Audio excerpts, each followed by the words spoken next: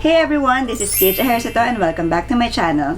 So in this video, I will be sharing to you some tips on how to answer exams. So this will not be limited on answering midterms and final exams, but these tips will also be applicable in answering bar exam questions. So please make sure to watch until the end of this video because I will be sharing everything I know about answering exams. And also, this will be just the first part of a two-part series on this topic because next week I will be sharing actual bar exam questions and tips on how to answer them. So, panoorin nyo din yun. But for now, I will teach you some tips as to forms and as to content of your answers. So, abangan nyo. But before we start, please click the subscribe button. And if you like this video, please don't forget to like and hit the notification bell for further updates. So, now let's start.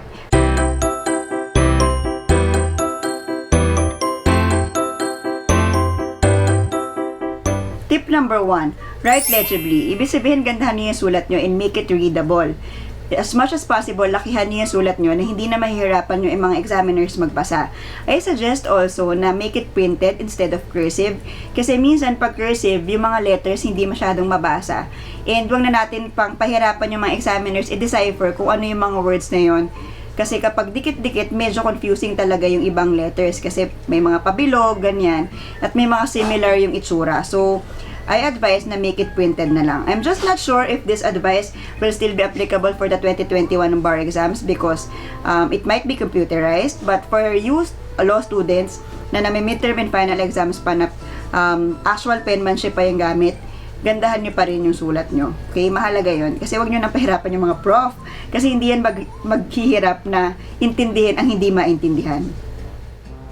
Tip number 2, use 0.5 black or dark blue pens.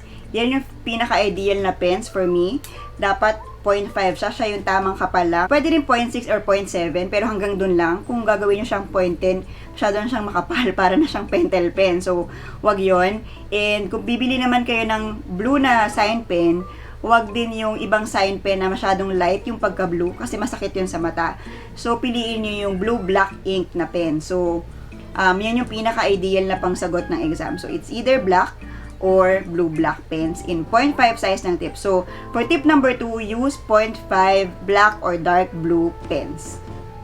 Tip number 3, use margin. So, dapat merong margin yung both sides ng papers ninyo para mas maganda siyang tignan. So, before, there were proctors who disallowed bringing rulers, kaya hindi nakakapagdala yung iba. So, what I did was to bring Toblerone as my baon every Sunday. Kasi pwede magdala ng food, diba? So, yun yung ginawa kong alternative sa ruler. So, hindi ko siya kinain.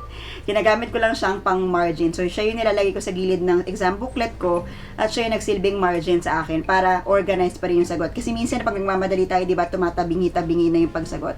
Pag may margin ka, mame-maintain mo na ang ganda pa rin tignan ng answers mo. Very presentable at very clean tignan yung paper.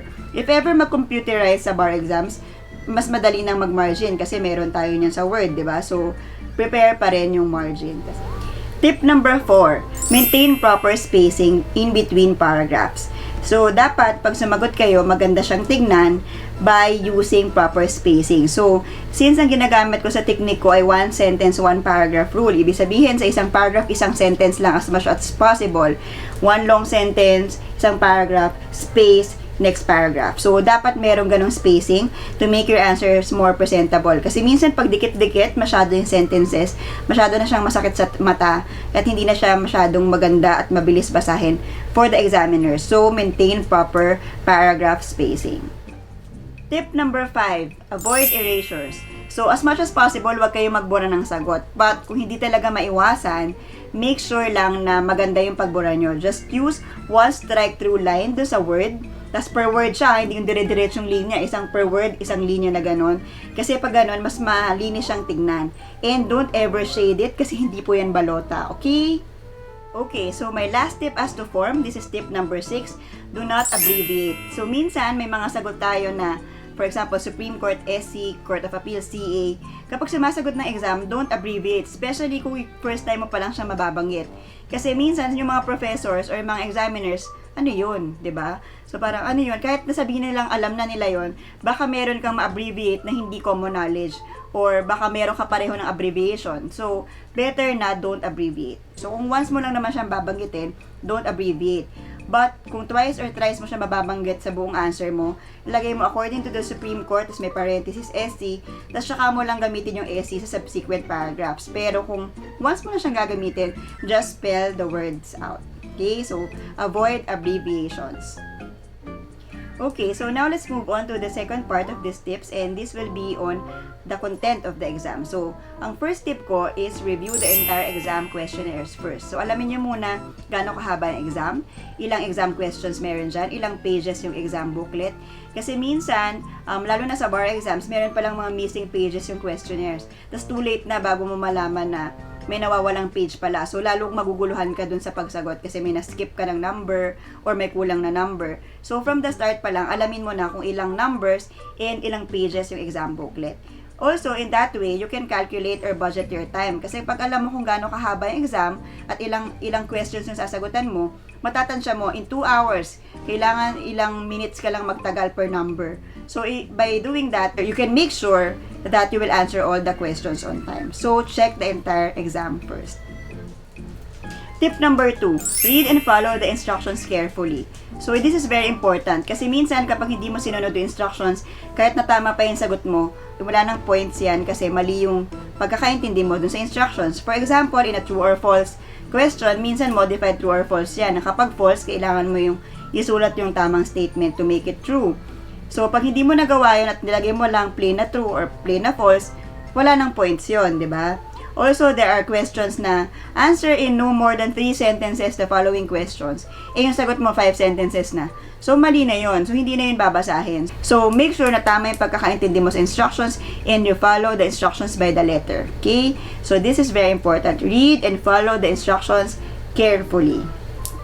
Remember that.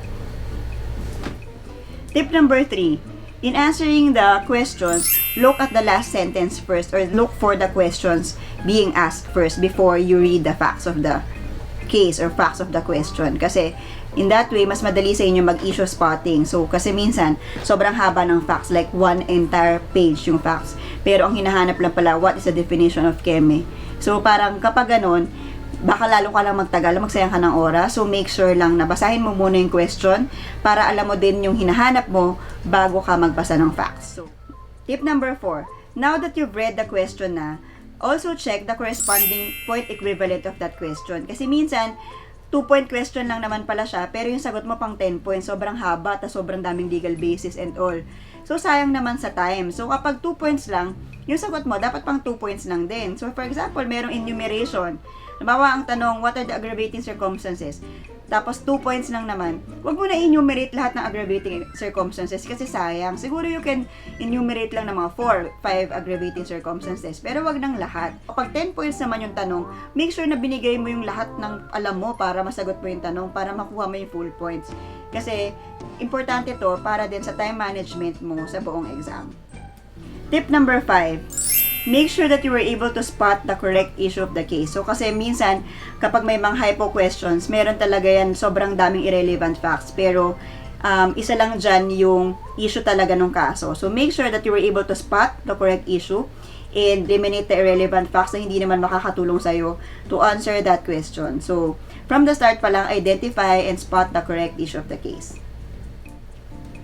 Tip number 6, be responsive and answer what is being asked by the examiner or by the professor. So, make sure that you're answering what is being asked. So, kung hindi naman yun yung tanong, don't add anything just to show off that you've read so many things kasi it will really not help. And also, be responsive to the question. So, kung ang question ay answerable by yes or no, start your answer by answering yes or no first before you explain. Or, for example, ang question, if you were the judge, how will you rule? So, pwedeng mag-start yung answer mo ng I will deny the petition or I will rule in favor of the petition. Kumbaga, responsive yung sagot mo dun sa tanong. So, make sure na you do that because that's very important. And don't add anything just to make it longer because it will really not help. Be responsive.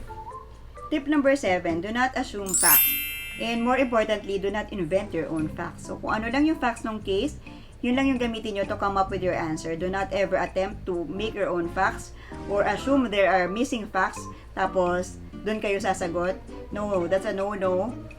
Just stick with the facts of the case and answer based on those facts. And even if you feel na may kulang doon sa tanong, hayaan nyo lang. So, kung ano lang yun nandun sa tanong, nandun lang sa facts, yun lang yun.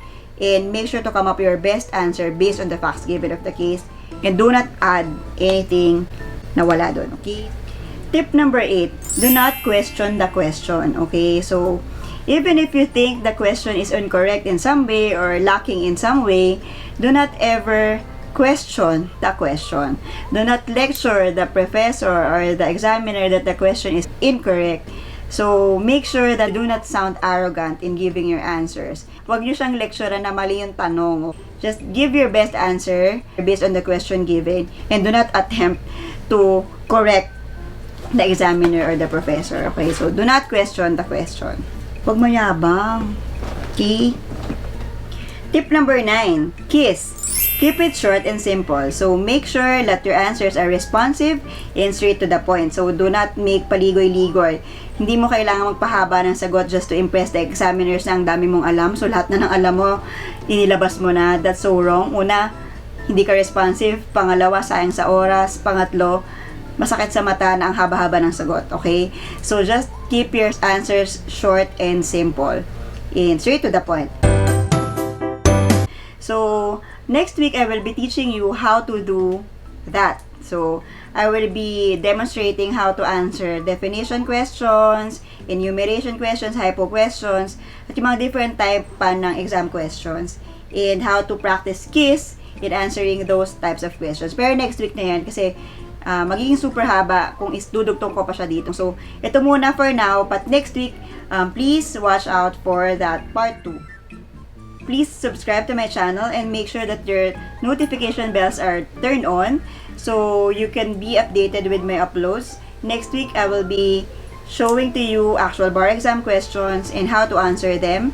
So, pakiabangan lang yan. I just wanna make sure lang na I have enough materials to show you actual bar exam questions and actual answers to those exams para naman mapakita ko sa inyo kung paano talaga sumagot. So, abangan niyo po yan. So, thank you very much. This has been Keij Ejercito. And happy aral! Thank you for watching! Keep safe po! Bye!